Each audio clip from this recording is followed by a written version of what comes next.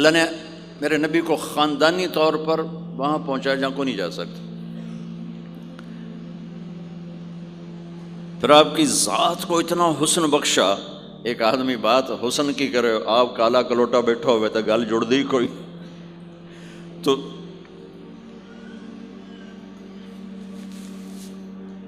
آپ تشریف لے جا رہے تھے ہجرت کر کے، تو راستے میں ایک رابغ ایک جگہ آتی ہے، وہاں بھوک لگی، پیاس لگی، وہ کھانے کا سامان تھا نہیں، تو ایک بڑھیا عورت کا خیمہ دیکھا. وہاں پہنچے تو کہا ماں جی کچھ کھانے کو ملے گا؟ میں نے کہا بیٹا قحط کا زمانہ ہے، کچھ نہیں ہے. تو ایک مریل بکری کھڑی تھی، وہاں بالکل چمڑت ہڈی. ہم نے کہا میں اس سے دودھ نکال لوں؟ ان کا بیٹا یہ تو بن بیاہی بکری ہے اور ماس اس کے اوپر نہیں ہے، یہ کیا دودھ دے گی؟ کہ آپ اجازت دو. ان کا لے لے.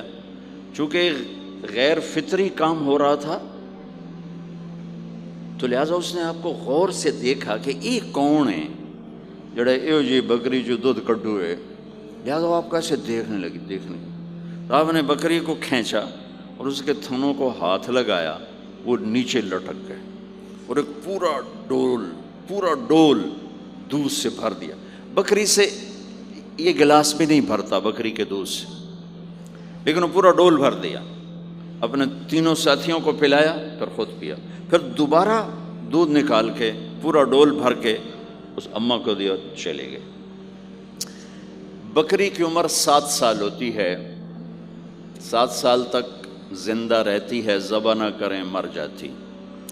یہ بکری 22 برس زندہ رہی اللہ کے نبی کے ہاتھ لگنے کی برکت سے. 22 برس اس بکری نے عمر پائی. جب شام کو اس کا خامد آیا، وہ کہنے لگا اے دودھ کتھوں ہے؟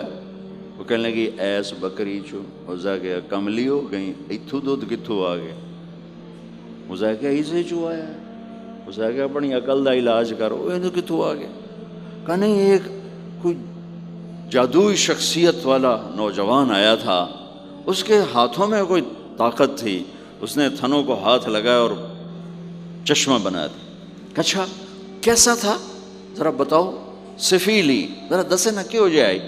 اب اس نے بتایا کہ میں نے کیا دیکھا، اور وہ کمال کیا اس بڑھیا نے کہ آج تک بڑے بڑے علماء ان الفاظ کا ترجمہ کرتے ہوئے تھک رہے ہیں.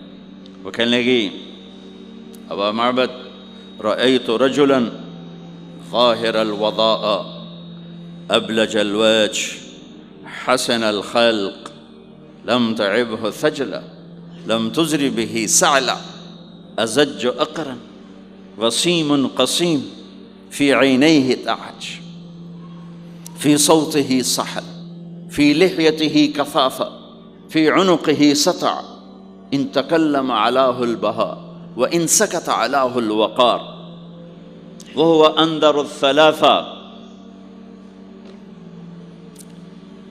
مجھے بھی ہمیشہ اس کے ترجمے میں تھکنا ہی پڑتا ہے، لیکن مجھے اس کی بڑی ایک تعبیر اللہ نے سجائی.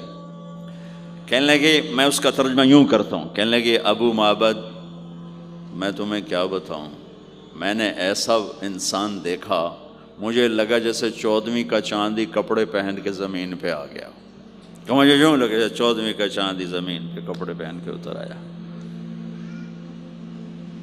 کیا حسن تھا، کیا جمال تھا، کیا خوبصورت بھویں تھیں، کیسا ماتھا چوڑا تھا، آنکھیں کیسی حسین تھیں. ادعج اشکل احور اہدب اکہل انجل ابرج. میرے نبی کی آنکھوں کے بارے میں 7 الفاظ آتے ہیں، 7 جو میں نے ابھی دہرائے، اور ان 7 کا ایک ترجمہ ہے کہ کائنات میں ایسی آنکھ اللہ نے کسی کو نہیں عطا فرمائی، ایسی خوبصورت آنکھیں اللہ نے عطا فرمائی آپ کو. آواز میں جادو تھا، آواز میں جادو تھا، پکڑ آواز دل کو پکڑتی تھی.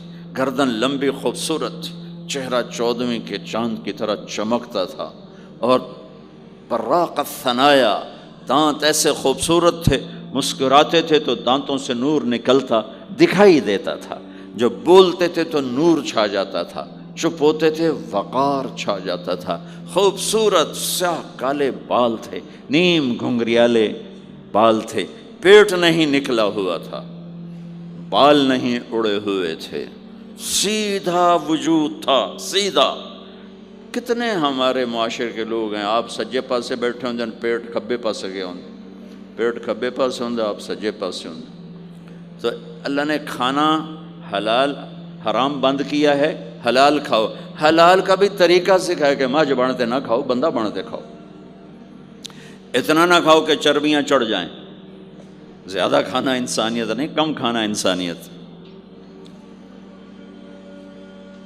بیچ میں بات آگے کہہ رہا ہوں، میرے نبی نے کہا سب سے بدترین برتن جسے انسان بھرتا ہے اس کا پیٹ ہے، سب سے بدترین برتن جسے انسان بھرتا ہے اس کا پیٹ ہے۔ اور اگر تم نے کھانا ہی ہے اور تم کہتے ہو نہیں میں نے کھانا ہی ہے، تو 3 حصے کرو، ایک غذا کے لیے، ایک پانی کے لیے اور ایک ہوا کے لیے، ایک حصہ چھوڑو، ساری زندگی بیماری نہیں آئے گی۔ لیکن یہاں تک کھانے کے بعد پھر ڈاکٹروں کی چاندی نہیں ہوگی تو اور کیا ہوگا؟ جب تک یہ بیکریاں ہیں، یہ کولڈ ڈرنکس ہیں اور یہ فاسٹ فوڈز ہیں، صحت مند کوئی نہیں ہوگا۔ بھوکے رہنے میں اللہ نے صحت رکھی، کھا کھا کے تباہی پھیر دیتے۔ میٹھا کھانے سے شوگر نہیں ہو رہی، زیادہ کھانے سے شوگر ہو رہی، دبا کے کھانے سے شوگر ہو رہی۔ اللہ میرے نبی نے کھانے کا طریقہ بھی بتایا، کھانے کی چیزیں بھی بتائیں، کھانے کا طریقہ بھی بتایا، کھانے کے آداب بھی بتائے۔ کہنے لگی 2 لفظ جو دنیا میں کسی انسان کے لیے استعمال نہیں ہوئے، میں نے آخر میں چھوڑ دے۔ کہنے لگی ابو معبد، میں جب اس کو دیکھتی تھی نا تو میرے دیکھنے کی طلب اور بڑھ جاتی تھی، پھر جب دیکھتی تھی طلب اور بڑھ جاتی تھی۔ وہ جب تک کھڑے رہے میری آنکھ نہیں بھری۔ وسیم وسیم وسیم۔ ابو معبد میں جدھر سے دیکھتی تھی حسن ان کا غلام تھا، ہاتھ جوڑ کے کھڑا تھا۔ قسیم قسیم قسیم اسے کہتے ہیں جس کو چاروں طرف سے حسن و جمال نے گھیرا ہوا ہو، اور وسیم اسے کہتے ہیں جس کو دیکھ کے نہ دل بھرے نہ آنکھ بھرے۔ دنیا کا ہر حسن تھوڑی دیر دیکھنے کے بعد خوبصورتی ختم، کشش ختم۔ ایک ہستی کائنات میں آئی ہے میرے اور آپ کا نبی، جن کو جتنا دیکھا جاتا تھا دیکھنے کا شوق بڑھتا تھا۔ ام عائشہ بیٹھی کپڑا سی رہی تھی، سوئی گر گئی، تھوڑا سا اندھیرا نظر نہیں آ رہی۔ ہمارے نبی کمرے میں انٹر ہوئے تو آپ کے چہرے کے نور سے سوئی چمکنے لگی تو آپ نے سوئی کو اٹھایا ہے۔ یہ میرے نبی کا ظاہر ہے جو اللہ نے اتنا خوبصورت کر کے بنایا۔ پھر یہیں ہمیں زندگی کی خوبصورتی بھی ملی کہ زندگی خوبصورت ہو۔ زندگی خوبصورت ہوتی ہے رویوں کے ساتھ۔ پہلا رشتہ خامند اور بیوی ہے، پھر اولاد ہے، پھر آگے رشتے بنتے ہیں، ماں باپ ہیں، یہ سارے رشتے یہ اس زندگی سے بنتے ہیں جو میرے نبی ہمیں سکھا کر گئے۔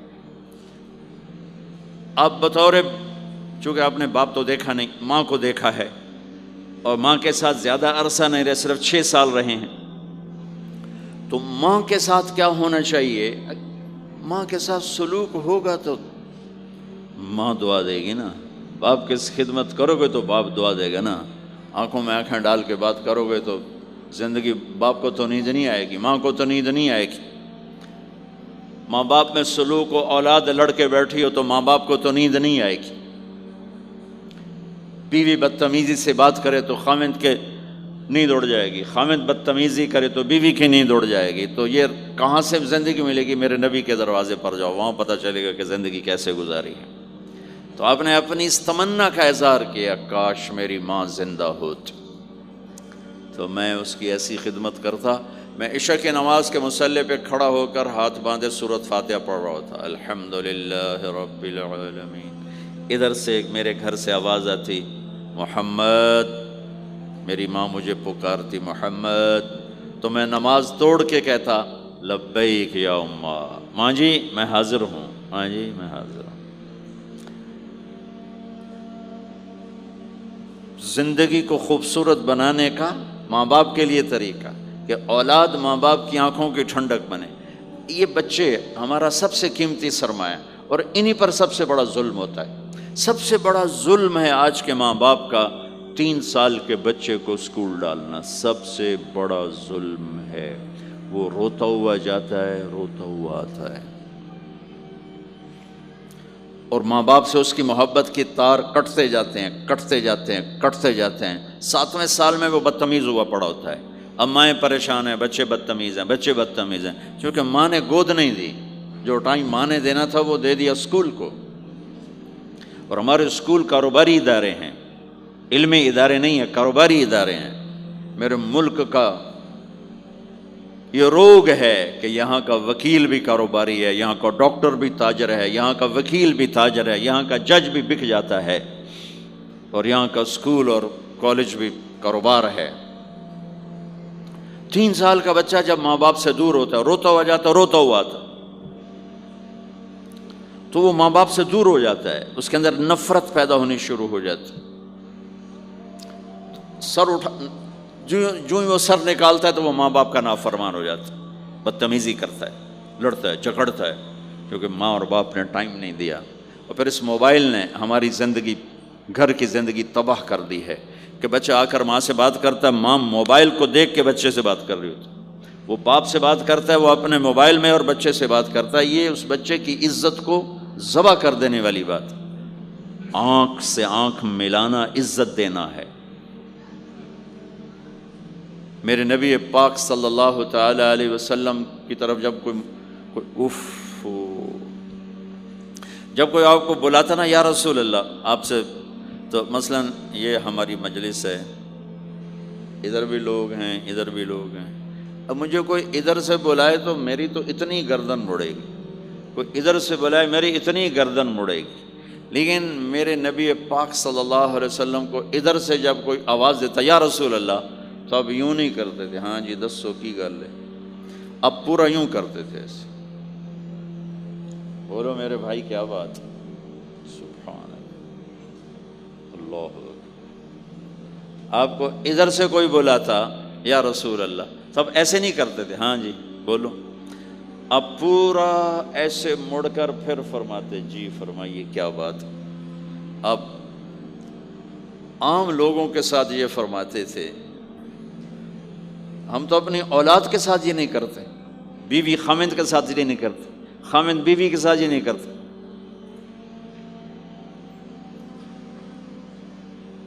تو وہ ایک گیپ پیدا ہو جاتا ہے، ایک فاصلہ پیدا ہو جاتا ہے. تو میرے نبی نے بتایا کہ ماں باپ کے ساتھ کیا کرنا ہے. کہ میری ماں ہوتی تو میں نماز ہی توڑ دیتا اس کے لیے. حج کا سفر 70,000 کا مجمع تقریباً جمع ہو چکا ہے ابوا پہنچتے پہنچتے، اور آپ ایک دم اونٹنی کا رخ موڑو، پہاڑوں میں چلے گئے. میری زندگی سفروں میں گزری ہے، ان میں خوبصورت ترین سفر میرا وہ ہے جو میں نے حضرت اماں آمنہ کی قبر پہ حاضری تھی. پہاڑوں کے اندر آپ اندر تشریف لے گئے، مجمع بھی ساتھ ہو گیا، کدھر جا رہے ہیں، اونٹنی کو بٹھایا. پہاڑ ہے کچھ 40-50 فٹ اونچا، اس کے اوپر قدرتی ایسے ایک پلین بنا ہوا ہے جیسے اللہ نے پہلے سے سنبھال کے رکھا ہوا تھا. اب تو انہوں نے قبر کا نشان مٹا دیا ہے. تو ماں کی قبر کے سرہانے تشریف لے گئے اور گھٹنے اٹھائے، ہاتھ یہاں رکھے اور سر گھٹنوں میں دیا ایسے. یہ پوزیشن ہے چھوٹے بچے کے رونے کی. جب وہ رونا چاہتا ہے تو پھر اپنے پاؤں اٹھا کر یوں کر دیتے. پھر اس کے بعد آپ ایک معصوم بچے کی طرح روئے، اور اتنا روئے کہ آپ کی ساری داڑھی آنسوں سے تر ہو گیا، آپ کا احرام تر ہو گیا، اور اپریل کی دھوپ تھی. اور آپ نے فرمایا میں آج رات یہیں قیام کروں گا. میں وہاں گیا ہوں، وہاں 2 آدمی نہیں ٹھہر سکتے. میرے نبی نے کہا میں یہیں ٹھہروں گا. آگے کوئی 6-7 میل دور انتظام تھا حاجیوں کے اس قافلے کے ٹھہرنے کا. کچھ لوگ چلے گئے ہوں گے، لیکن آپ نے وہ رات اپنی ماں کے سرہانے گزاری۔ اور میں جب وہاں پہنچا تو مجھے چونکہ سیرت پڑھی تھی تو مجھے چشم تصور میں وہ نظر آ رہا تھا، حضرت آمنہ کی عمر صرف 25 برس تھی اور ہارٹ اٹیک ہوا اچانک، بولا نہیں جا رہا، اور اللہ کے نبی ماں کو دیکھ کے گھبرا رہے ہیں کہ کیا ہوا، 6 سال کا بچہ پہلی موت دیکھ رہا ہے، وہ بھی ماں کی۔ تو مجھے ہارٹ اٹیک ہوا تو بولا نہیں جاتا، بلا رہے ہیں بولا نہیں جا رہا، آوازیں نکل رہی، تو بلا رہے ہیں ام ایمن بھی ساتھ ہے، آوازیں نکل رہی، لیکن بجھنے سے پہلے شمع کے جو بھڑکتی ہے 2 لفظ بولے، کل حی میت و کل جدید بال وقد ولدت طہرا۔ میرے بچے، ہر جوانی ڈھلتی ہے اور ہر زندگی موت کا نوالا بنتی ہے، مجھے لگتا ہے میرا وقت آ گیا ہے، لیکن میں ایک ایسے بچے کو چھوڑ کے جا رہی ہوں جو ساری دنیا کو پاک کر دے گا، پاکیزہ چھوڑ کے جا رہے ہیں۔ تو پتھروں میں ہی دبایا، کوئی کھودنے کا تو انتظام ہی نہیں تھا، تو جب پہاڑ سے نیچے اترے تو اللہ کے نبی نے ایک دم ہاتھ چھڑایا، دوڑ لگائی اور پھر پہاڑ پہ چڑھ گئے۔ تو ام ایمن آپ کی ماں ہیں، دودھ پلا، 8 عورتوں نے میرے نبی کو دودھ پلا، ان میں ایک ام ایمن بھی۔ وہ جب پیچھے گئیں تو ایسا منظر تھا جس کو دیکھ کر شاید زمین بھی رو رہی ہوگی اور آسمان بھی اور ابوا کے پہاڑ بھی۔ آپ ماں کی قبر پر ایسے لپٹے ہوئے اپنے سینے کو پتھروں کے ساتھ اور یوں دونوں ہاتھوں سے پتھر لیے ہوئے تھے۔ جب آپ ام ایمن قریب آئیں تو آپ سنا تو آپ فرما رہے تھے، ماں جی آپ کے سوا تو میرا کوئی نہ تھا، آپ بھی مجھے چھوڑ کے چلی گئیں، میرے لیے اب کس کی گود ہے؟ تو ام ایمن رضی اللہ عنہ نے اٹھانا چاہ کے، بیٹا اٹھو، تو آپ نے انکار کر دیا، تو میں نے کھینچ کے نیچے لائیں اور زبردستی لائیں اور اونٹنی پر بٹھایا، اور آگے 2 راتوں کا سفر تھا، وہ سب میرے نبی کے خاموش آنسوؤں سے آپ کا گریبان تر ہوتا گیا، اور آگے نہ کوئی خالہ ہے، نہ کوئی اور آسرا ہے، نہ باپ ہے، باپ اور ماں ہی بڑا سہارا ہوتے ہیں۔ دادا نے کفالت میں لیا 8 سال کی عمر میں، ان کا بھی اللہ نے ان کو بھی اپنے پاس بلا لیا۔ تو وہ سارا منظر میرے سامنے گھوم رہا تھا، اوپر سے سورج ڈوبنے والا تھا، تو وہ عجیب کیفیات تھے، وہ میں بیان نہیں کر سکتا ہوں کہ اللہ کی قسم اگر آپ اور میں زندگی کو خوبصورت بنانا چاہتے ہیں تو اپنے نبی کی زندگی کو سیکھنا ہوگا، ان بچوں کو سکھانا ہوگا۔ ہم نے کوئی کاروباری کام نہیں کیا ہے کہ ہم اسے کوئی کاروبار کر رہے ہیں، کوئی پیسہ کما رہے ہیں، حاشا وکلا، حاشا وکلا۔ ہماری یہ نسل، ان کے ساتھ کاروبار کر رہا ہوں کہ یہ پروان چڑھیں اپنے نبی کی محبت کے ساتھ، یہ پروان چڑھیں اپنے حبیب کے نقش قدم پر چلنے کے ساتھ۔ ان کے اندر اللہ اس کے نبی کی محبت، ہر بچے بچی کے اندر اللہ نے اپنے اور اپنے حبیب کی چپ ڈال دی، اس کو نکالا نہیں جا سکتا۔ میں اس کو ایکٹیویٹ کرنا چاہتا ہوں کہ اللہ کرے ان کے جذبے اللہ کے نبی کے ساتھ جڑ جائیں، پھر ماننا آسان ہو جاتا، پھر اطاعت آسان ہو جاتی۔ جب محبت نہیں ہوتی تو اطاعت نہیں آتی۔ تو میرے بھائی بہنوں، زندگی کی خوبصورتی کا تعلق میرے نبی والے خوبصورت اخلاق کے ساتھ۔ پھر آپ نے بیویوں کے ساتھ کیا سلوک کیا؟ 2 مہینے چولہا نہیں جلتا، 2 مہینے کھانے کو کچھ نہیں ملتا، اور ہر بیگم قربان ہے، فدا ہے۔ 2 مہینے جس عورت کے گھر میں چولہا نہ جلے وہ خامند کا کیا حشر کرے گی؟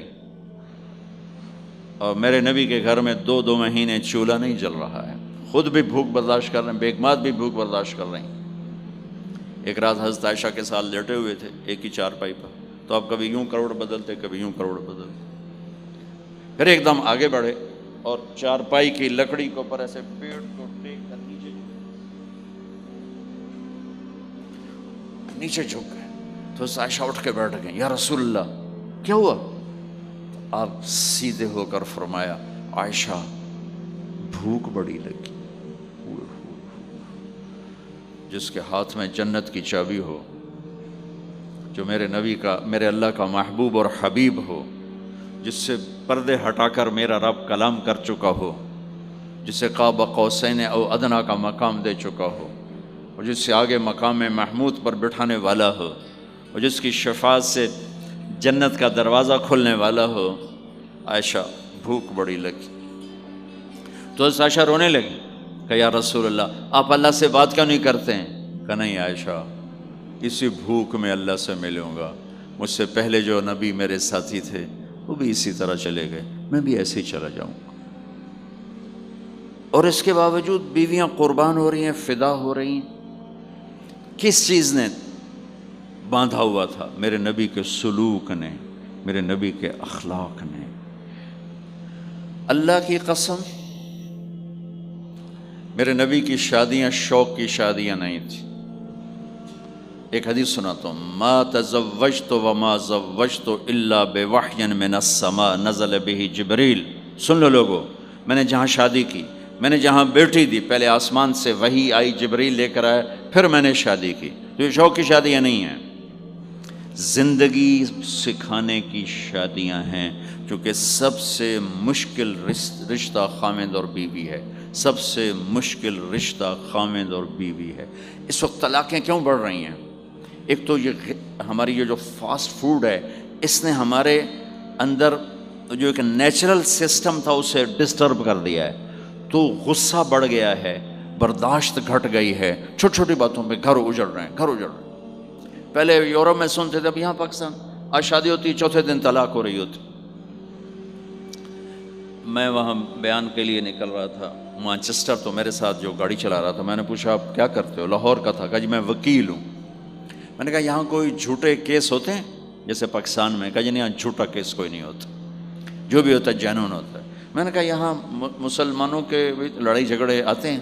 کہا جی ہاں جی آتے ہیں۔ میں نے کہا سب سے زیادہ کیا جھگڑے آتے ہیں؟ کہا جی سب سے زیادہ طلاق کے آتے ہیں، طلاق طلاق طلاق طلاق۔ کہ نہیں سیکھا، زندگی برداشت کا نام ہے، برداشت کرنا سیکھا نہیں۔ میرے نبی نے 11 شادیاں کی، ہر قسم کی عورت کے ساتھ شادی کی، خاندان کے اندر، برادری کے اندر، اور خاندان برادری سے باہر۔ یہی 3 نسبتیں ہیں۔ اپنے خاندان میں قریش، تو آپ کی کئی بیگمات قریش، حضرت عائشہ، حضرت حفصہ، حضرت زینب، حضرت ام حبیبہ، یہ سب قریش ہیں۔ قریش سے باہر حضرت میمونہ، حضرت جویریہ، یہ قریش سے باہر ہے، برادری۔ پھر برادری سے بھی باہر شادی کی، یہود، حضرت صفیہ یہودی کی بیٹی ہیں، ان کے ساتھ شادی کی۔ ہر نسل سے شادی کی، اوپر والے کا نظام ہے۔ اپنے سے مالدار حضرت خدیجہ، اپنے برابر ام سلمہ، ام حبیبہ، اپنے سے کم فخر میں جویریہ، صفیہ، اپنے سے غربت کے ساتھ نہیں۔ عمر سے بڑی کے ساتھ شادی کی، حضرت خدیجہ۔ ہم عمر کے ساتھ شادی کی، حضرت سودا۔ عمر سے کم سے شادی کی، حضرت عائشہ۔ بیوہ سے شادی کی، حضرت خدیجہ۔ مطلقہ سے شادی کی، حضرت زینب۔ کماری سے شادی کی، حضرت عائشہ۔ جتنی بھی نسبتیں کسی عورت کی بن سکتی ہیں، ان سب میں اللہ نے آپ کو استعمال کر کے زندگی گزارنے کا طریقہ سکھایا۔ تیز مزاج کے ساتھ شادی کی، حضرت حفصہ رضی اللہ تعالیٰ عنہ، مزاج میں تیزی تھی۔ حضرت عمر رضی اللہ تعالیٰ عنہ کی بیٹی، مزاج میں شدت تھی، زندگی گزار کے دکھایا۔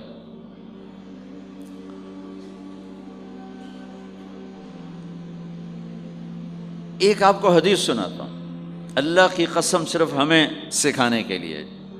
جس ہستی نے اللہ کو آنکھوں سے دیکھ لیا ہو، اس کے لیے عورت کیا چیز ہے، دنیا کیا چیز ہے۔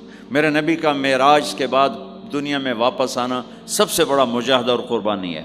جنت میں اللہ ہمیں نصیب کر، جب اللہ کا دیدار ہوگا تو اس کے بعد اللہ کی قسم جنت والوں کو جنت بھول جائے، عورتوں کو خامد بھول جائیں گے، خامدوں کو بیویاں بھول جائیں گی، اور جنت کی ہر نعمت بھول جائے گی، صرف اللہ کو دیکھنے میں گم ہو جائیں گے۔ اور میرے نبی اپنی آنکھوں سے اللہ کو دیکھ کر آئے ہیں، ٹھیک ہو گیا۔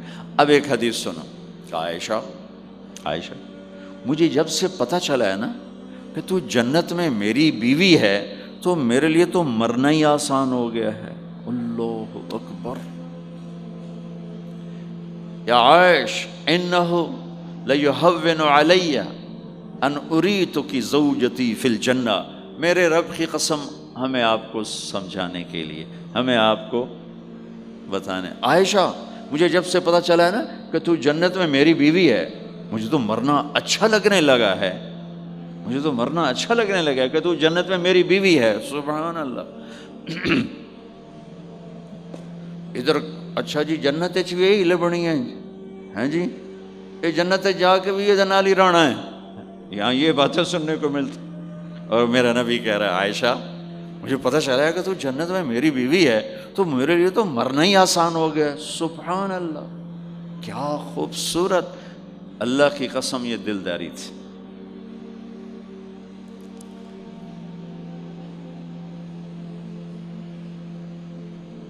سب سے مشکل رشتہ خامند اور بیوی ہے، سینکڑوں آیات اس کے لیے اللہ نے اتاری، ماں باپ کے لیے چند آیات، اولاد کے لیے چند آیات، بہن بھائیوں کے لیے چند آیات ہے، خامند اور بیوی کے لیے قرآن پڑھا ہے، پوری سورت اتاری ہے اور سینکڑوں آیات اتاری، چونکہ ایک اس رشتے کی اہمیت، ایک اس کی نزاکت اور کمزوری کہ کوئی رشتہ ٹوٹتا نہیں سوائے خامند اور بیوی کے۔ میں ماں کا بیٹا ہوں، باپ کا بیٹا ہوں، اچھا ہوں یا برا ہوں، انہی کا ہوں، میرا نسب میری نافرمانی سے بدل نہیں سکتا، میں اللہ بخش کا بیٹا ہوں، میرا یہ نسب بدل نہیں سکتا، اچھا ہوں یا برا ہوں، اللہ ان کی قبر روشن کرے۔ خامند اور بیوی کا رشتہ ایک بول پہ ٹوٹ جاتا ہے، ایک بول پہ ٹوٹ جاتا ہے، اس لیے اس کو بچانے کے لیے آیات آیات آیات، اور میرے نبی کی شادیاں کہ کس طرح ایک گھر کو لے کے چلتے ہیں، کس طرح ہر مزاج کی عورت کے ساتھ سلوک کرتے ہیں۔ جہاد کا سفر، کاروباری سفر نہیں، میرے نبی کا، اور چلنے لگے، اعلان ہوا کوچ کرو، سب نے سواریاں کس لیں، سامان کس لیا، یوں چلنے کا حکم ہو رہا ہے، اور حضرت عائشہ رضی اللہ نے اپنا یوں دیکھا، اونٹنی پہ بیٹھ گئی تھیں، ہار کوئی نہیں، یا رسول اللہ میرا تو ہار کوئی نہیں، میرا ہار گم ہو گیا ہے، میرا ہار تلاش کریں ہم پھر چلیں گے۔ تو میرے نبی کہتے تو وڈی آئی نواب زادی، میں جہاد تے بہ جانا تینوں ہار دی پائے گی، چل اگو لگ۔ میرے نبی نے کہا چلو بھائی عائشہ کا ہار تلاش کرو۔ اللہ کی قسم میں جب یہ واقعات پڑھتا ہوں یا سناتا ہوں میں خود حیرت میں ڈوبا ہوتا ہوں کہ کیا کر دیا میرے نبی نے، جہاد کا سفر، اور میرے نبی کا ہار تلاش کرو بھائی، اب سارے ہار تلاش کر رہے ہیں۔ کچھ دن چھپ گیا اور ہار کی تلاش تو بند ہو گئی اور سفر بھی بند، چونکہ اندھیرے میں کہاں جائیں گے، اور آپ کے ماتھے پہ شکن، عائشہ تیری وجہ سے ساری مصیبت ہے، اللہ دے بندی تو ہار دے مگر پہ گئی، کیڑی گل اللہ ہار دی، ایک لفظ نہیں فرمایا، سارے قافلے نے قیام کیا۔ عشاء تک تو پانی تھا وضو کا، پانی ختم ہو گیا، عشاء مغرب عشاء پڑی کٹھی تو پانی ختم ہو گیا، اب پانی ختم ہو گیا تو فجر کی نماز آ رہی ہے، پانی کوئی نہیں ہے، تو سارے صحابہ نے ابو بکر پہ چڑھائی کی، اے ویکھے تیری دھی تے مگر ساڑے نال کی بنی، ہن اسی نماز کی میں پڑھنی ہے، پانی تو ہے نہیں تے وضو کی میں کرنا ہے۔ اب ابو بکر کو غصہ چڑھا، اس ایک دم، وہ تو باپ تھے، وہ گھس گئے خیمے میں، آگے دیکھا تو اللہ کے نبی اما عائشہ کی گود میں سر رکھ کے سوئے ہوئے تھے، اور اماں جی ایسے بیٹھی تھی، آپ کو سارا دیکھ رہی ہوں، اب بولیں تو خطرہ ہے آنکھ کھل جائے گی، اور غصہ بھی چڑھا ہوا ہے، باپ بھی ہیں، تو اب مجھے دیکھو کیا کر رہے تھے۔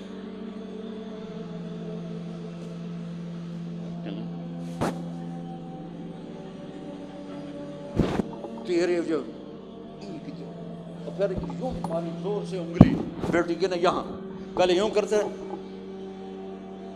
پھر ایسے ماری زور سے، وہ کہنے کہ میں ایسے سخت ہو گئی تاکہ میں ایسے نہ ہوں کہ اگر میں تھوڑا حرکت کی تو اللہ کے نبی کی آنکھ کھل جائے گی، تو ماری گیا ٹھا ٹھا ٹھا، وہ منہ سے کہہ رہا،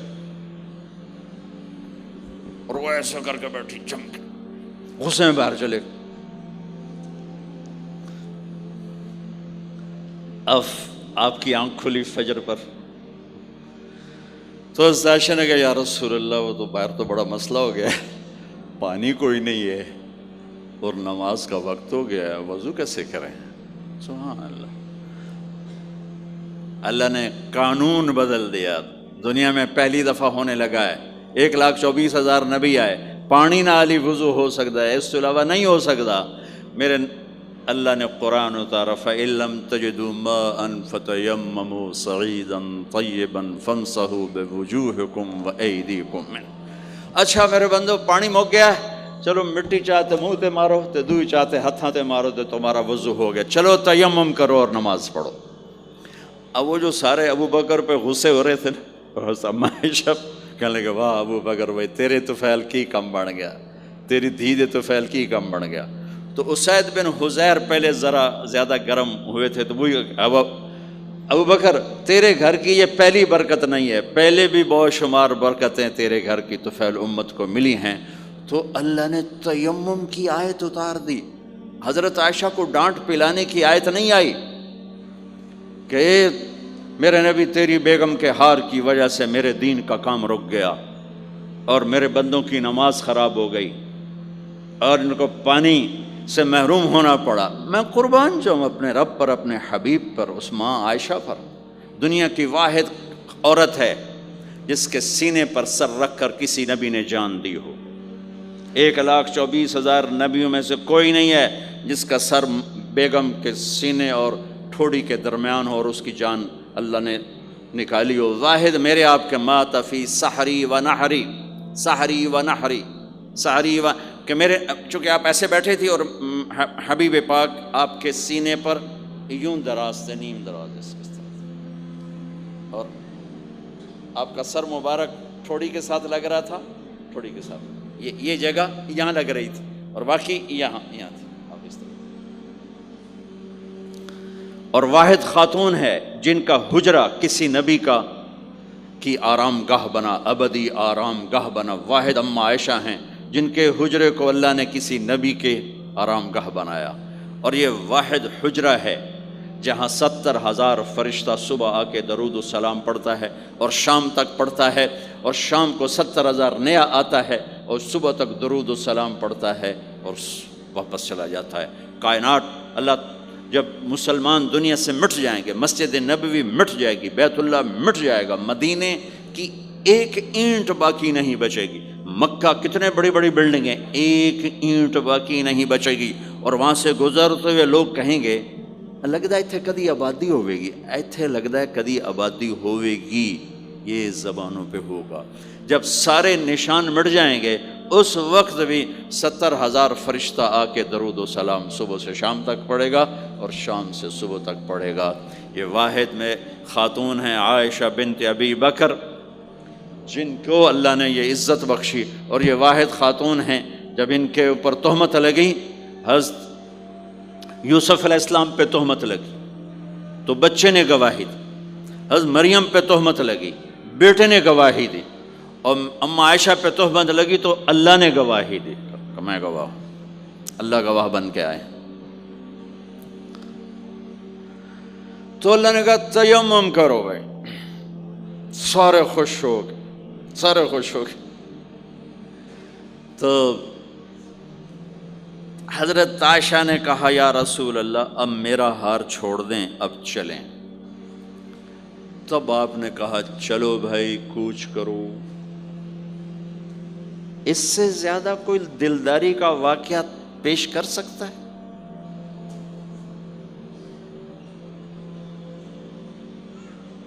سبحان۔ اور جب اونٹنی کو اٹھایا گیا، وہ ہار کا دھاگا ٹوٹا اور پھسل کے اونٹنی کے نیچے چلا گیا، وہ سارے کھبے سجے ویندے رہ گئے، ہار نیچے پڑا تھا۔ جب اونٹنی کو اٹھایا تو ہار نیچے سے نکلا، تو صاحب نے کہا لے بھی عائشہ اے تیرا ہار بھی لب گیا۔ یہ دلداری ہے میرے نبی کی، یہ ہمیں سکھایا۔ کہیں عورتوں کی بدتمیزی بھی انتہا کو پہنچی ہوتی ہے اور وہ اپنے گھر اجاڑ دیتی ہیں اپنی زبان کی شدت کی وجہ سے، اپنی بد اخلاقی کی وجہ سے۔ لیکن کوئی زیادہ معاملہ مردوں کی طرف سے خراب ہوتا ہے تو شریعت نے بھی اس کو زیادہ بیان کیا اور میرے نبی نے بھی اس کو اجاگر کیا۔ اور میرے نبی کی آخری تقریر، آخری خطبہ حجۃ الوداع کا، صرف ایک رشتے کو بیان کیا، صرف ایک رشتے کو بیان۔ ہم کتنے رشتوں میں جکڑے ہوئے ہیں، ماں باپ، بہن بھائی، چاچا تایا، خالہ خالو، دادا دادی، نانا نانی، ساس بہو، کتنے ہم رشتوں میں جکڑے ہوئے ہیں۔ میرے نبی نے صرف ایک رشتے کا حق بیان کیا، استوصوا بالنساء خیرا، میں تمہیں تمہاری بیویوں کے بارے میں وصیت کر رہا ہوں، ان کے ساتھ اچھا سلوک کرنا۔ صرف ایک رشتے کو بیان فرمایا، چونکہ یہ بنیادی رشتہ ہے، یہاں سے خاندان بنتا ہے۔ جب یہ ٹوٹ جاتا ہے اور ہمارا جوائنٹ فیملی سسٹم ہے تو کہیں ساس توڑ رہی ہے، کہیں سسر توڑ رہا ہے، کہیں نندیں توڑ رہی ہیں، کہیں خود خامد اپنی بے وقوفی کی وجہ سے توڑ رہا ہے، کہیں بیوی اپنی حماقت کی وجہ سے اس رشتے کو توڑ رہی ہے۔ ایک عورت آئی، ایک لڑکی آئی، یا رسول اللہ میری شادی ہونے لگی، میرے خامد کا کیا حق ہے میرے اوپر؟ دونوں طرف کی میرے نبی نے زندگی سکھائی۔ میرے نبی نے فرمایا تیرے خامد کے جسم پہ پھوڑے نکل آئیں، پھوڑوں میں گندا پانی جمع ہو جائے، پیپ جمع ہو جائے، اور تو زبان سے چاٹ چاٹ کے اس کے زخموں کو دھوئے، تو بھی تو نے اپنے خامد کا حق ادا نہیں کیا ہے۔ دوسرا، لائف کو بیلنس کیا میرے نبی نے کہ ایک گھر کیسے چلتا ہے اور کس طرح خوبصورت بنتا ہے، وہ میرے نبی کے اخلاق ہیں۔ آپ سب سے ایک بات کرتا ہوں، برداشت کرنا سیکھ لیں، زندگی خوبصورت ہو جائے۔ صرف سارے اخلاق کو میں جمع کروں ایک لفظ میں، برداشت، اور اس کو شریعت میں صبر۔ صبر کرنا سیکھ لیں، زندگی خوبصورت ہو جائے گی۔ بچیاں ساس کی شکایت کر رہی ہوتی ہیں، کبھی خامند کی شکایت کر رہی ہوتی ہیں، کبھی اولاد ماں باپ کی شکایت کر رہی ہوتی ہے، کبھی اولاد ماں باپ کی شکایت کر رہے ہوتے ہیں۔ شکایتوں سے جہان بھرا پڑا ہے۔ آپ شکایتوں کو دفن کر کے ہونٹ سی لیں، صبر، آہ نہ کر لبوں کو سی، عشق ہے دل لگی نہیں، سینے پہ تیر کھائے جا، آگے قدم بڑھائے جا، یعنی زبان حال سے کہہ دے کہ ہاں ستائے جا۔ جو ستاتا ہے چپ ہو جاؤ، جو ستاتا ہے چپ ہو جاؤ۔ اللہ کی قسم آپ ایسی طاقت بنو گے کہ پہاڑ بھی راستہ دیں گے۔ صبر انسان کی سب سے بڑی طاقت، صبر انسان کی سب سے بڑی طاقت ہے، صبر انسان کی سب سے بڑی طاقت، الٹا کے رکھ دیتی ہے چیزوں کو۔ چپ رہنا سیکھ، خاموش رہنا سیکھ، درگزر کرنا سیکھ، تو آپ دیکھیں گے آپ کی زندگی میں کتنا حسن آتا ہے، کتنی زندگی میں مٹھاس پیدا ہوتی ہے۔ غصہ نکال دینا وقتی ایک راحت ہوتی ہے، اور پھر شرمندگی اور ندامت کے سوا کچھ نہیں ہوتا۔ اور پی جانا، سہ جانا، یہ آپ کو ایک عظیم و شان ہستی بنا دے گا۔ آپ کی دعائیں عرش سے جا ٹکرائیں گی۔ چپ رہنا ان بچوں کو سکھائیں، خاص طور پر اپنی بیٹیوں کو چپ رہنا سکھائیں کہ میں دکھ سے کہتا ہوں میرے دیس کا سسرالی معاشرہ ظالم ہے، ظالم ہے، ظالم ہے۔ اس میں نہ کوئی نمازی کی قید ہے، نہ بے نمازی کی، نہ دیندار کی، نہ بے دین کی، نہ کسی پردے والے گھر کی، نہ بے پرد گھر کی۔ سسرالی معاشرہ بہت ظالم ہے، بہت ظالم۔ جوائنٹ فیملی سسٹم عذاب بن چکا ہے، عذاب۔ پہلے ایک رحمت تھی یہ کہ سب کو اپنے حقوق حدود کا پتہ تھا، اب کسی کی زندگی میں دخل دینا یہ ہمارے اخلاق بن چکے ہیں، تو ہم اپنی زندگیوں کو خراب کر چکے ہیں، برباد کر چکے ہیں۔ پھر اولاد کے ساتھ کیا کرنا ہے؟ میرے نبی نے حسن حسین کے ساتھ 7 سال گزارے، حسین کے ساتھ 6 سال، حسن کے ساتھ 7 سال علیہم السلام رضی اللہ عنہما۔ 7 سال میں بچہ سمجھدار ہوتا ہے۔ ایک نصیحت نہیں کی، ایک نصیحت، 7 سال ایک نصیحت نہیں پائیں گے آپ۔ اتنے بڑے نبی، اتنا بڑا انسانیت کا بوجھ، اور روزانہ ٹائم نکال کے بچوں کے پاس آ کر بیٹھتے تھے، ان کے ساتھ کھیلتے تھے، کشتی کرتے تھے، اور بھائیوں کو لائن میں کھڑا کر دیتے تھے۔ تو حضرت جعفر جوانی میں شہید ہو گئے، ان کے بچوں کو، عون، عبداللہ، محمد، ان کے 3 بیٹے تھے، ان کو بھی بلا لیتے اور ایسے ان کو لائن میں کھڑا کر کے پھر ایسے بائیں پھیلا، ہاں بھائی آؤ بھائی مجھے پکڑو، کون ہے جو مجھے پہلے ہاتھ لگائے گا؟ کون ہے جو مجھے پہلے ہاتھ لگائے گا؟ وہ دوڑ لگاتے پانچوں کا پانچوں، کوئی سر پہ چڑھتا، کوئی کمر پہ چڑھتا، کوئی گود میں گرتا، اور میرے نبی بیٹھ کے مسکراتے۔ ایک مجھے بات یاد ہے، صرف ایک یاد، کہ حضرت امام حسن رضی اللہ تعالیٰ عنہ علیہ السلام، انہوں نے صدقے کی کھجور اٹھائی اور منہ میں ڈال لی۔ صدقے کا آیا تھا مال، تو ایک کھجور اٹھا کے منہ میں، تو ہم کہا بخ بخ بخ، تو آپ نے منہ میں نا انگلی ڈال کے کھجور نکال لی کہ بیٹا ہمارے گھر پہ صدقہ جائز نہیں ہے، اس کو پھینک دو۔ بس یہ ایک بات مجھے اپنے نبی کی زندگی میں ملتی ہے۔ ٹائم دیا، محبت دی۔ کمال کی بات ہے نہیں، اتنی بڑی ہستی ہو اور بچوں کے لیے گھوڑا بنے کھڑے، آؤ بھائی آؤ بھائی، دونوں ہاتھ بھی ٹیک دیے، گھٹنے بھی ٹیک دے، آؤ بھائی میری کمر پہ چڑھ جاؤ۔ ان کو کمر پہ چڑھایا اور پورے کمرے میں چکر لگا رہے ہیں، چکر لگا رہے ہیں، اور پھر ان سے کہہ رہے ہیں تمہارا اونٹ کیسا؟ اونٹ متیا سواری کو کہتے ہیں، لیکن عام طور پر متیا عربی میں اونٹ کے لیے بولا جاتا۔ تو پوچھتے بچوں تمہاری سواری کیسی ہے؟ پھر دونوں بھائیوں کو اتار دیتے اور نواسی حضرت زینب ان کو اٹھاتے اور اپنی کمر پہ بٹھا کر کمرے میں چکر لگا رہے ہیں، چکر لگا رہے ہیں، چکر لگا رہے ہیں۔ یہ مائیں روز ٹھوکی کھلوتے، ایدو تھپڑ ایدو تھپڑ ایدو تھپڑ ایدو تھپڑ۔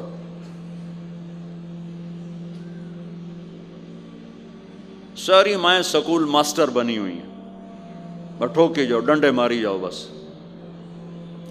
ایسی بے وقوف ہیں کہ جتنی محنت یہ کھانے پر کرتے، اپنے کپڑے کو سجانے پر کرتے، اس کا 100واں حصہ بچوں پہ کریں، ان کے بچے جنید بغدادی بن جائیں۔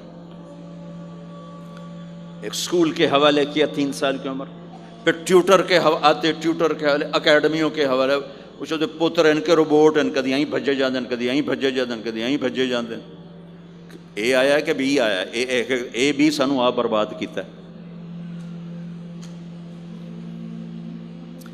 آہا، اور سنو، چلو یہ تو گھر کی بات ہے نا۔ ایک دفعہ حسن حسین کی کشتی کرواتے تھے، آؤ بھائی کشتی کرو بھائی۔ ایک دن کا واقعہ نہیں، یہ آئے دن کا واقعہ ہے، لیکن ایک واقعہ کہ حسن حسین کی کشتی ہو رہی۔ حسین چھوٹے تھے، حسن بڑے تھے، تو حسن دبا رہے ہوں گے حسین کو، تو آپ حضرت حسین کو شاباش شاباش حسین، ای ہے حسین، ای حسین، یعنی حسین زور لا، حسین زور لا، شاباش شاباش۔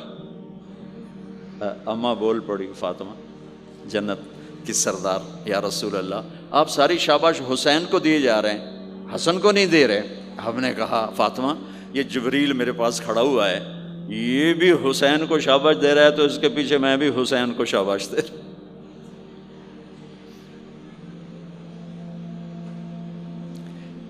اس سے اور عجیب سنو، آپ فرض نماز پڑھا رہے ہیں، فرض نماز، نفل نہیں، گھر میں نہیں، مسجد میں، اور آپ سجدے میں گئے اور حسن نے چھلانگ لگائی اور کمر پہ جا کے بیٹھ گئے، اور اینجے مندہ کرسی تو ٹھوک کے بیٹھ جانا۔ میرے نبی نے سجدہ لمبا کر دیا، اتنا لمبا کیا کہ ان سجدے میں پڑے لوگ سوچنے لگے کہ کہیں اللہ کا نبی فوت تو نہیں ہو گیا۔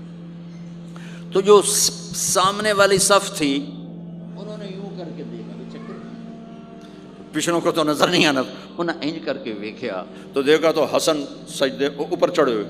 تو ایک صحابی جو قریب تھے انہوں نے ایسے ہاتھ آگے بڑھایا اتارنے کے لیے، تو میرے نبی نے بغلوں سے دیکھا کہ ایک ہاتھ آگے آ رہا ہے، تو آپ نے سجدے میں یوں کیا، میرے بچے کو کچھ نہ کہو، جب تک حسن نہیں اترے آپ سجدے میں پڑے رہے۔ اور ایک اور تماشا ہوتا تھا، چونکہ اب نماز لمبی پڑھاتے تھے، لمبی ہوتی تھی نماز، تو آپ ذرا پاؤں کا فاصلہ ہے تو حسن ادھر بیٹھتے، حسین ادھر بیٹھتے، نماز میں میرے رب کی قسم سنا رہا ہوں۔ اب یہ دونوں کی آپس میں نا وہ شروع ہو جاتی، وہ ادھر وہ ادھر، پہلے حسن پار کرتے تو حسین ادھر آ جاتے، پھر حسین ادھر جاتے تو حسن یوں آ جاتے، پورے قیام میں یہ دونوں بھائی یوں یوں کرتے رہتے تھے، یوں، وہ ادھر وہ ادھر، وہ ادھر وہ ادھر، سبحان اللہ، نماز ہو رہی۔ اس سے عجیب سنو، آپ نے اپنی بیٹی حضرت زینب آپ کی بڑی بیٹی زینب، ان کی بیٹی امامہ کو ظہر یا عصر کی نماز پڑھا رہے ہیں، کہاں بٹھایا ہوا ہے؟ میں پہلے بیان کرتا ہوں یہاں بٹھایا ہوا ہے علی یدہ، لیکن میں نے اب چند دن پہلے حدیث پڑھی، یہاں نہیں بٹھایا، یہاں نہیں بٹھایا، یہاں بٹھایا ہوا تھا، یہاں کندھے پر بٹھایا ہوا تھا، یہاں علی عاتقہ، اس کو عاتق کہتے ہیں، اور نماز پڑھا رہے تھے۔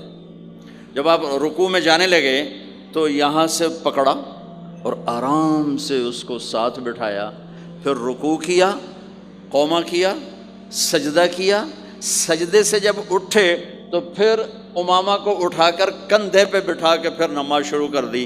4 رکعتاں میرے نبی انج پڑھائیاں کہ نواسی یہاں بیٹھی ہوئی ہے، صرف زندگی سکھانے کے لیے، صرف زندگی سکھانے کے لیے۔ بچوں کو پیار اتنا دو کہ وہ آپ پہ قربان ہوں، ڈنڈا، سوٹا، تھپڑ، بدتمیزی، ڈانٹ ڈپٹ، یہ دوریاں پیدا کر دیتی۔ بہت چھوٹی عمر میں نے سگریٹ پینے شروع کر دی، کچھ 7-8 سال کی عمر میں نے سگریٹ پینے شروع کر دی۔ گاؤں میں تھے تو کوئی ماحول تو تھا نہیں، تو گھر والوں کو پتہ چل گیا، تو اب مجھے سگریٹ سے روکنے کے لیے سمجھایا جا رہا ہے۔ جی کیسے سمجھایا جا رہا ہے؟ میری ماں نے میرا منہ کھولا ہے کر کے، تو میرے ماسی نے چمٹا نپے تے وچ انگارا ہے تو این کر ٹھوکاں تیرے منہ وچ، ٹھوکاں تیرے منہ وچ۔ یہ مجھے سگریٹ سے روکا جا رہا ہے۔ جی مجھے منظر نہیں بھولتا، میری ماں نے دونوں ہاتھوں سے میرے جبڑے یوں کھینچے اور میری ماسی نے انگارا چمٹے میں ڈال کر، پاما تیرے منہ وچ، پاما تیرے منہ وچ، پینے گا سگریٹ؟ او میں نہیں پیندا، او میں نہیں پیندا۔ ٹھیک، باہر نکل کر میں نے پہلا کام سگریٹ سلگایا، اور میرے چھوٹے بھائی نے دیکھ لیا میری مصیبت تیرمیاں، وہ مجھ سے بھی 2 سال چھوٹا، 5 سال تھا، میں 7 سال اور 5 سال، میں کہتا میری شکایت لاوے گا، میں کہا تلی تلی دیا میں نے سگریٹ اس کے منہ میں لگا، تو بھی پی، میں بھی پینا، تاکہ یہ میری شکایت نہ لگائے۔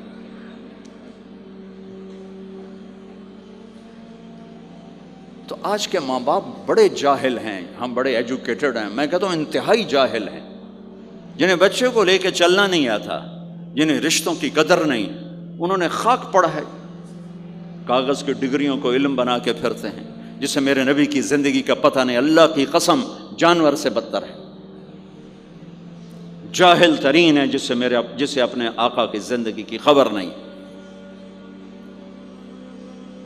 حضرت حسن آپ کے پیٹ پر بیٹھے ہوئے ہیں، آپ ان کے ساتھ کھیل رہے ہیں، اچانک حسن نے پیشاب شروع کر دیا، مجھے یاد نہیں، میرے بچے بچیاں ماشاءاللہ، میں نے ان کو اٹھایا ہوا تھا اور مجھے پیشاب محسوس ہوا تو میں نے اسے بیٹھے رہنے دیا ہو، مجھے یاد، میں اسی وقت پیچھے یا منجی تے سٹے یا ہیٹھاں سٹے پیشاب اتنے کرتا الو جائے نہیں۔ ٹھیک، میرے نبی پاک صلی اللہ علیہ وسلم کے نواسے حسن آپ کے پیٹ پر بیٹھے تھے، پیٹ ننگا تھا، تو آپ ان کے ساتھ کھیل رہے تھے تو انہیں پیشاب شروع کر دیا۔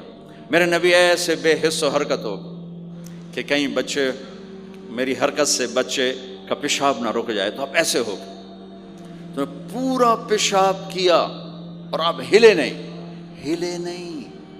جب وہ پیشاب سے فارغ ہوئے پھر آپ اٹھے اور بچے کو الگ بٹھا کر اپنے جسم پہ پانی ڈال کے اپنے آپ کو صاف کر کے تو آگے دوبارہ ان کے ساتھ کھیلنا شروع کر دیا کہ میں آپ کو اپنی نبی کی وہ زندگی بتا رہا ہوں جس کو اپنانے سے میری زندگی بھی خوبصورت ہو جائے گی، آپ کی بھی۔ ہم فخر سے کہتے ہیں ہمارے نبی نے چاند کے 2 ٹکڑے کر دیے، معراج پہ آسمان چیر کے چلے گئے، یہ بہت بڑے معجزات ہیں، لیکن میرے نبی کا سب سے بڑا معجزہ ہے کہ ہمیں ایک خوبصورت زندگی سکھا کر گئے۔ آپ کے اخلاق، میرے نبی کے اخلاق میرے نبی کا سب سے بڑا معجزہ ہے۔ حسن کو آگے بٹھایا ہوا تھا رضی اللہ عنہ علیہم السلام، تو ان کو ایسے زبان دکھاتے، حسن کو تھا تو حسن اس کو پکڑنے کی کوشش کرتے، جب ایسے ہاتھ مارتے تو آپ زبان منہ میں کرتے، اچھا وہ ہنس پڑتے، بچہ ہنس پڑتا، تو پھر اس کے بعد آپ یوں کرتے، تو پھر حسن آگے ہاتھ مارتے، پھر آپ زبان منہ میں کر لیتے، پھر وہ کرتے ہنستے، پھر آپ چپ ہو جاتے۔ کتنی دیر آپ حسن کے ساتھ یہ کھیل کھیلتے رہے۔ آپ گلی میں گزر رہے ہیں، بچے کھیل رہے تھے، بچوں میں حسین کھیل رہے تھے، تو آپ نے کہا پکڑو بھائی حسین کو، پکڑو بھائی، تو وہ آگے بھاگے، تو آپ پیچھے جان بوجھ کے جیسے ہم کرتے ہیں وجعل الصبی یلعب ہا ہونا وہا ہونا، جب وہ ادھر جاتے تو آپ آگے ہو جاتے، وہ ادھر آتے آپ ادھر ہو جاتے، پوری گلی یہ تماشا دیکھ رہی ہے، اور حسن کبھی حسین کبھی آگے بھاگ رہے کبھی پیچھے بھاگ رہے، اور آپ جان بوجھ کے اس کو پکڑ نہیں رہے، ہاں اب پکڑو بھائی پکڑو بھائی پکڑو بھائی، اور وہ بڑے ہنس رہے ہیں کہ آج میرا نانا تو میں نے نپ ہی نہیں سکتا۔ تو یہ تھوڑی دیر جب یہ کھیل چلتا رہا، پھر آپ نے ان کو کہا یہ پکڑ لیا اور اٹھایا اور ہونٹ چومے اور ماتھا چوما، کہ حسین مجھ سے ہے میں حسین سے، حسین مجھ سے ہے میں حسین سے۔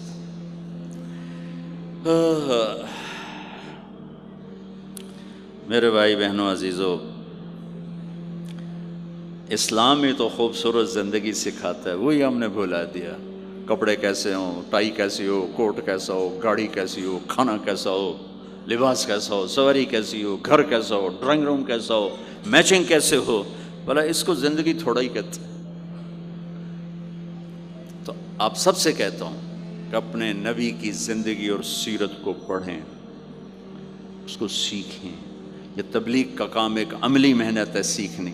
ان بچوں پر محنت کر رہے ہیں کہ اللہ کرے یہ پروان چڑھے تو ان کے اندر اللہ اس کے رسول کا پیار ہو، تو پھر یہ خود ہی چلنا شروع کریں گے۔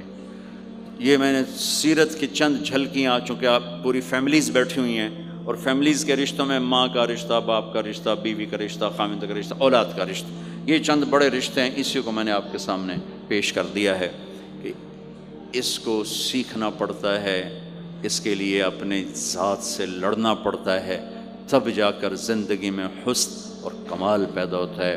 میری بات یاد رکھیے گا، کبھی زندگی کو خوبصورتی چیزوں سے نہیں ملتی، زندگی کی خوبصورتی میرے نبی والے پیارے اخلاق کے ساتھ۔ جس کو یہ مل گئے اس کے گھر میں 14ویں کا چاند ہر وقت چمکے گا، اور نصف النہار کا سورج ہر وقت چمکے گا۔